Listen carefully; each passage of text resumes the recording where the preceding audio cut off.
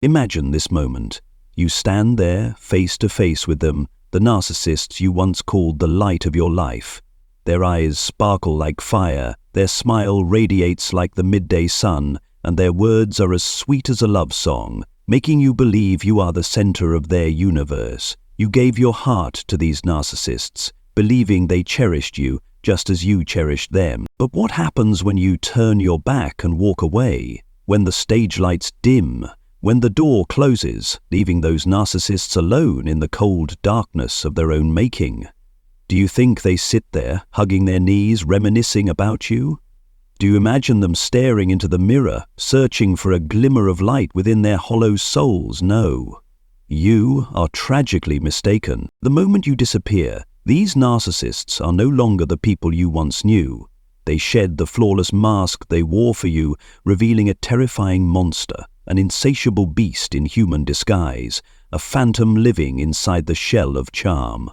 They do not wait in silence, nor do they reflect on the past. Instead, they dive headfirst into a dark abyss where they prowl like desperate predators, hunting for anything, anyone to fill the howling void in their chest. Have you ever wondered, when no one is watching, when the doors slam shut, what do these narcissists do to survive the nightmare that is themselves? Today, we're not just cracking open that door, we're kicking it down. We will expose every shattered illusion, every carefully woven lie that narcissists have spun around you. This is not a soft tale of heartbreak or fleeting moments of weakness. This is a deep dive into the minds of those who cannot love, who cannot stop destroying, who cannot bear to face the emptiness inside. When you're not around, they don't just exist. They spiral into a frenzy beyond your imagination. They plunge into the darkest corners, where their most horrifying secrets are laid bare, where the raw truth will send chills down your spine and make you ask yourself, what have I been putting my trust in all this time? Brace yourself, this is not a video you can casually scroll past. This truth will pierce through you, forcing you to reconsider every smile, every word, every moment you've ever shared with a narcissist. It will shake you, but it will also empower you, giving you the strength to see the monster behind the perfect facade they built. Do not look away. Do not fast forward. Do not stop. And if you haven't hit subscribe yet, do it now, because we're about to step into a world where there is no turning back. A world where the light of truth will burn away every illusion you once held dear. Are you ready? Because I am. And I'm about to take you through every dark corner that these narcissists try to keep hidden. Scouring social media, the secrets behind the screen. The moment you walk away, before your footsteps even fade into the air, they grab their phone. The screen lights up and their fingers swipe feverishly, like a starving predator that has just spotted its prey. To them, social media isn't a place for casual conversation or making friends. It's a wild jungle, a hunting ground where they throw themselves in, desperate for attention, like caged wolves suddenly set free. They don't sit and wait, they attack immediately. Flirty messages are typed out in seconds and fired off to anyone who catches their eye. Hey, you're gorgeous, or I've never met anyone as cool as you. They slide into the DMs of anyone who responds, from the Instagram model posting seductive selfies to the delivery guy just trying to make a little extra cash online. Why? Because every reply, every like, every glance from a stranger is a shot of validation, proof that they still matter. They don't care who's on the other side of the screen, as long as someone answers, as long as they feel a flicker of power in the vast world of social media, that's all that matters. But don't mistake this for harmless flirting. For some narcissists, sweet talk isn't enough. If they can't get attention by being charming, they shift gears. They become aggressive. They turn into keyboard warriors, diving into online arguments over anything and everything. A random tweet, an insignificant Facebook post. It doesn't matter. They'll jump in, insult, mock and provoke, just to revel in the thrill of someone taking the bait. This is how they remind themselves that they exist, because to them, silence is no different from death. Imagine this. You spend the whole day at work while they sit at home messaging strangers, picking fights with random accounts, doing anything to distract themselves from the emptiness gnawing at them in your absence. I once knew a narcissist who spent an entire night texting over 20 different people, one moment pouring on the charm, the next spewing insults. All within a few hours, when his girlfriend found out, he smirked and said, "Why are you jealous? It's not even real." But this isn't just social media. It's the only thing keeping them afloat. The only thing stopping them from drowning in the loneliness they refuse to face. And when the screen goes dark, do you think they stop? No. That was just the opening act to something far, far worse. Destroying your home, the secrets hidden in the shadows. Imagine leaving your house, carrying with you the peaceful certainty that your space remains safe. But for them, the moment you walk out the door, your home transforms into a battleground. They don't sit quietly watching TV or cooking dinner. No, they rise, their eyes flickering with a cold, calculating light, and they begin to search. Your personal journal, the place where you pour your most private thoughts, is flipped through page by page. Your phone, your laptop, your emails, nothing is off limits. They dig through your belongings like master thieves, but they aren't looking for money or valuables. They're searching for weaknesses, for secrets, for anything they can twist into a weapon to stab you with later. But this behavior doesn't stop at mere curiosity. It goes deeper, darker. They destroy. Your favorite clothes, ripped to shreds. That expensive lipstick you just bought, smashed into pieces. The cash you tucked away in a drawer, gone, with nothing left but a smug, sinister smirk. And if they're the more sadistic kind of narcissist, they'll leave just enough evidence for you to suspect, but never enough for you to prove. Why do they do this? Because this isn't just invasion, it's psychological warfare. They want you to walk back into your home and feel uneasy, to doubt your own memory, to live in fear that your space is no longer truly yours. I once knew a woman who returned home from a business trip to find her wedding dress hanging in her closet, cut into tiny, tattered pieces. She cried, she screamed at her narcissistic husband, "Why did you do this?" He looked at her, calm, unbothered, and said, "You're imagining things. That dress was already ruined." She had no security cameras, no proof. And he knew it. He hadn't just destroyed her belongings, he had shattered her sense of reality, making her question whether she was losing her mind. That is their art, turning you into the victim, then making you feel like the crazy one for even suspecting them. But don't think this is just about material things. The searching, the snooping. It's about control. Every diary page they read, every message they scroll through, is another violation of your mind and soul. They want you living in paranoia, constantly looking over your shoulder, wondering if they're watching. And when you finally confront them, they'll deny it until their last breath, their lips curling into a cold, mocking smile. "I have no idea what you're talking about." You think that's the worst of it? No. When they walk out of your house, they don't leave empty-handed. They carry with them something even more dangerous, a weapon they'll use for their next move. Spreading poison, the secrets behind your back. When there's nothing left to rummage through, when the silence becomes too suffocating, they pick up their phone and start making calls. But not to you, to the people you love most, your closest friends, your family, even your colleagues. No one is off limits. They don't call to check in or to reconnect. They call to plant seeds of deception, to unleash fabrications as sharp as knives. You wouldn't believe it, but she's been cheating on me this whole time. He's a failure. I was just trying to help him. They rewrite the narrative, casting you as the villain in a script they've written, directed, and now perform, playing the ever-suffering victim. This isn't just idle gossip. This is a calculated smear campaign. They don't just speak ill of you, they recruit others, turning them into unwitting pawns in their war against you. They know exactly how to manipulate emotions, crying to your best friend, confiding in your mother about how much you've hurt them, even going door to door, spreading their poison like a plague. Why do they do this? Because deep down they burn with envy. They envy your success, the love you receive, the peace of mind they can never attain. When you're not around, they use that time to set your reputation on fire. Each lie another spark, and they revel in watching the flames spread.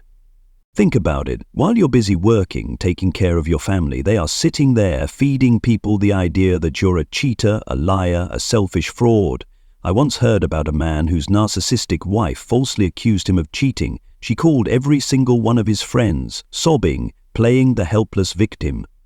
By the time he found out, he had already lost most of them. When he confronted her, she simply shrugged and said, "I only told them the truth." The truth? No. It was a power play. And she won because he was left completely isolated. They are masters of drama, like Taylor Swift writing a brand new song about how awful you are, except no one's handing them a Grammy for their cruelty.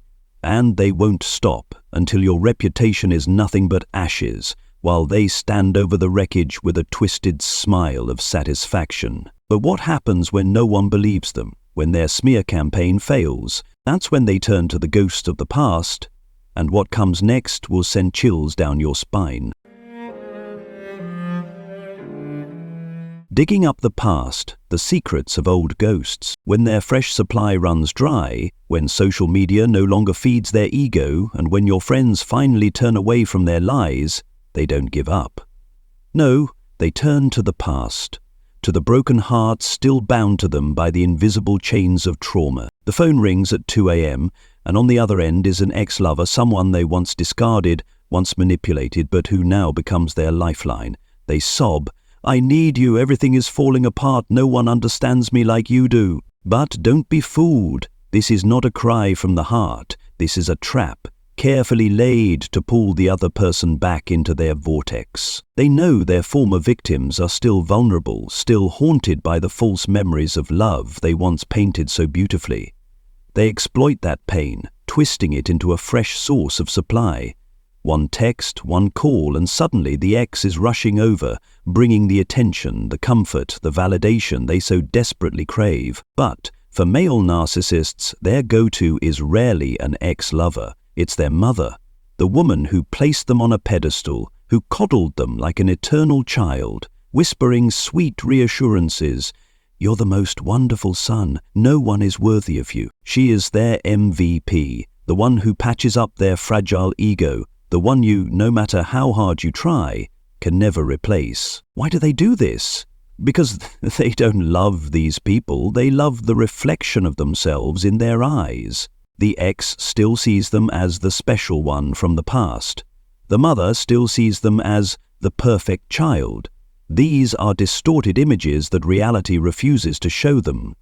They sink to pathetic lows, going on meaningless dinner dates with random strangers just to hear a few cheap compliments, or begging for attention from people they once looked down on. I once knew a narcissist who texted his ex in the middle of the night, pretending to be on the verge of collapse, just to make her rush over and comfort him. By morning, he denied everything. "I was drunk, I don't remember a thing." But he did remember. He just didn't care. This is their endless cycle. When there's no one new, they dig up the remnants of the hearts they've already shattered, draining the last drops of energy from them.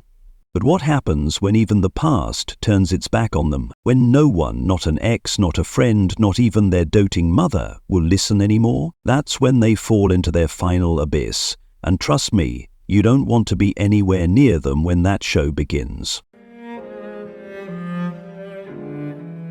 Drowning in intoxication, the secrets beneath the dim lights. When every door slams shut, when there's no one left to deceive, no more supply to drain, they are forced to face their greatest enemy, themselves. But instead of looking in the mirror, instead of confronting the black hole of shame and self-hatred screaming inside them, they run. They run to the bottle, to the smoke, to the tiny pills promising oblivion. They turn on their computer, disappearing into the dark corners of the internet, where reality can't reach them, where they can feed their twisted fantasies, the ones you, no matter how hard you tried, could never be a part of. They could never truly love you, because they cannot love themselves. To them, reality is a nightmare, a place where they are forced to face their emptiness, their weakness, the truth that they are nothing but a hollow shell. But in the delusions of intoxication and screams, they are kings, gods, the center of the universe, where no one dares to judge, where no one can reject them. Yet when the substances take over, when the high pulls them under, they lose control. They call you in the middle of the night, their voice slurred. "You're everything to me. I can't live without you." You might feel touched, but don't be fooled. This isn't love. This is their ego desperately clinging to anything that will keep them afloat. And then, as the drunken haze turns to rage, they flip faster than you can blink. They hurl insults, aiming straight for the wounds they know best. "You're nothing. I regret ever being with you." By morning, they wake up and look at you like a stranger. "I don't remember anything." Stop being so dramatic, but they do remember, they just don't care. I once watched a narcissist call an ex at 3 a.m., whispering sweet honeyed words of love, only to text her 2 hours later. "You were the biggest mistake of my life." She broke down, but he didn't care. To him, it was just another night. This is their downfall, a self-destructive rock star burning out in the dark. But no one is clapping when the show ends. They run from their true self, from the black hole of pain they refuse to look into. Every bottle, every high, every escape is just another wall they build, a desperate attempt to separate themselves from reality. But those walls, they are never high enough, and when they crumble, all that remains is wreckage. A life built on sinking sand, ready to be washed away by the next great wave. Fake tears, the secrets behind their pitiful act. When all their old tricks fail, when social media falls silent, when there's nothing left to rummage through in your home, when your friends no longer buy their lies, when their exes refuse to take them back, and when alcohol fails to make them forget, they still don't stop. They switch to a new tactic, playing the victim. They grab their phone and post a tearful status on Facebook or Instagram. "No one understands me. I've tried my best, but people keep treating me badly. Life is so unfair to me." And then they wait, watching for every like, every comment, every drop of sympathy from the few people still left in their social circle. But here's the truth. They're not actually sad. Don't fall for it. This is a performance, a carefully staged act designed to pull attention back to them. They know exactly how to target people's hearts.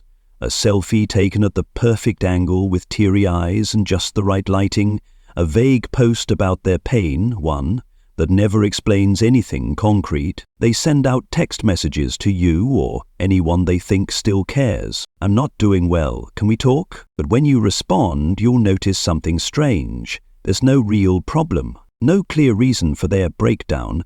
They just want you to come running. They want you to comfort them, to tell them they're amazing, to reassure them that nothing is their fault. Why do they do this? Because when they can no longer act powerful, when they can no longer manipulate through dominance, they fake weakness to pull people back in. They need you, or anyone, to be an audience for their poor little me act. This is how they regain a sense of importance, by making others pity them. I once saw a narcissistic woman post online that she couldn't take it anymore, attaching a picture of herself crying. Her friends immediately flooded her inbox asking if she was okay. Her response? A few vague replies. Then she turned to someone else and bragged, "See, everyone cares about me." There was no real pain, just the thrill of attention. But this doesn't just happen online. They'll show up in person, looking defeated, spinning vague sob stories. "Everyone has turned against me. I have no one left but you."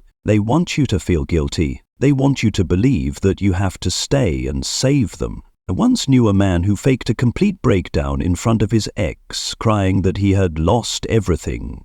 She rushed to comfort him, but the moment she asked for details, he dodged the question.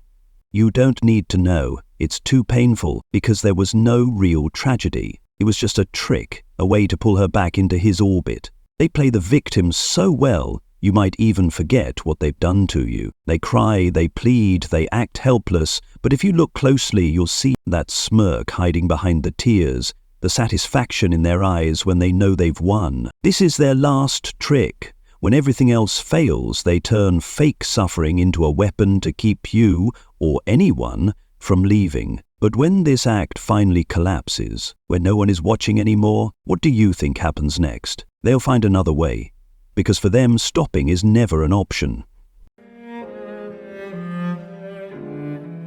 Reinventing themselves.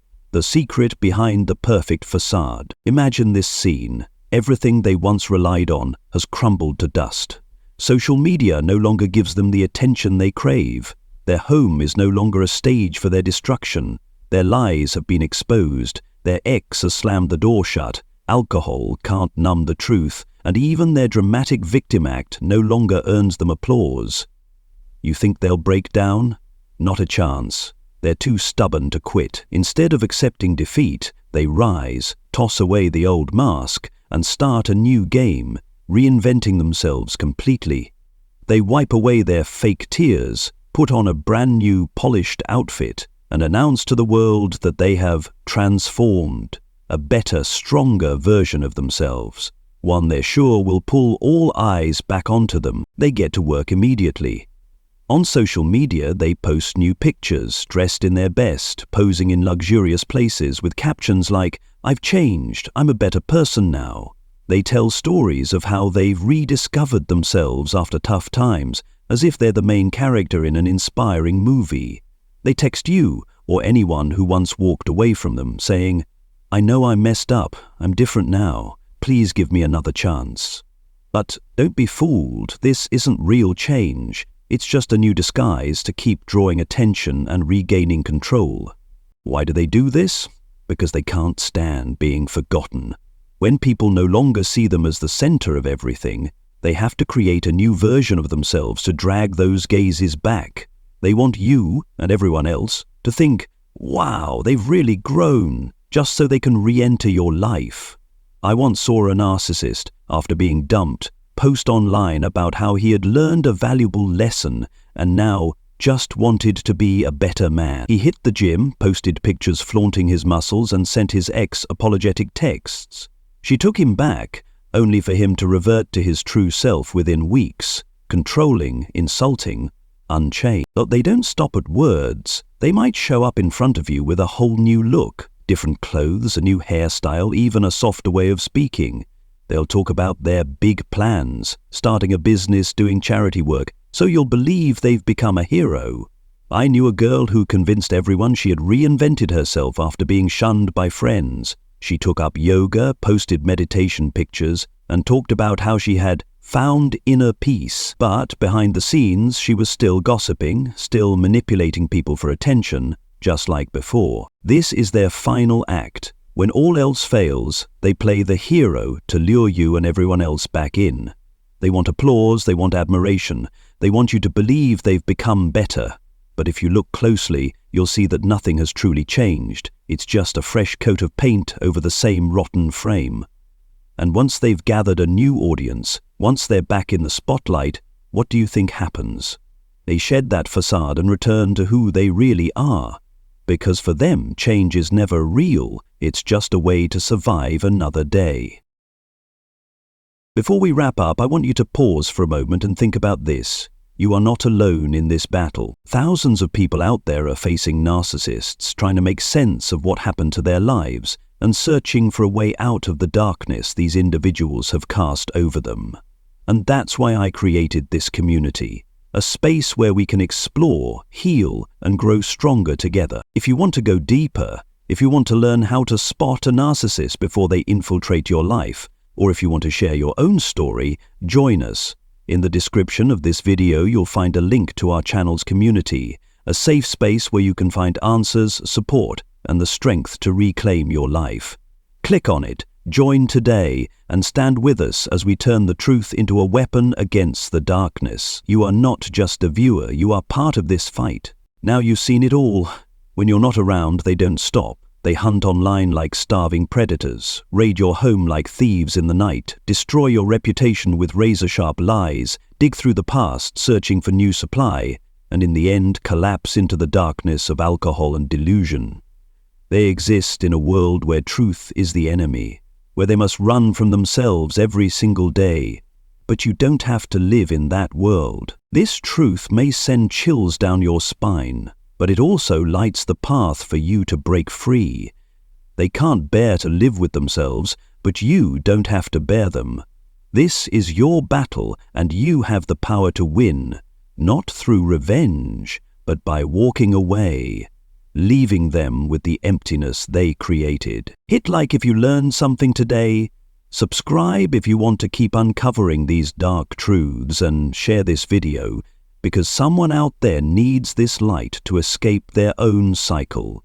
I'll be back with deeper, darker and stronger stories. Until then, stand firm. You deserve the truth, the light, and most of all, a life free from their grip.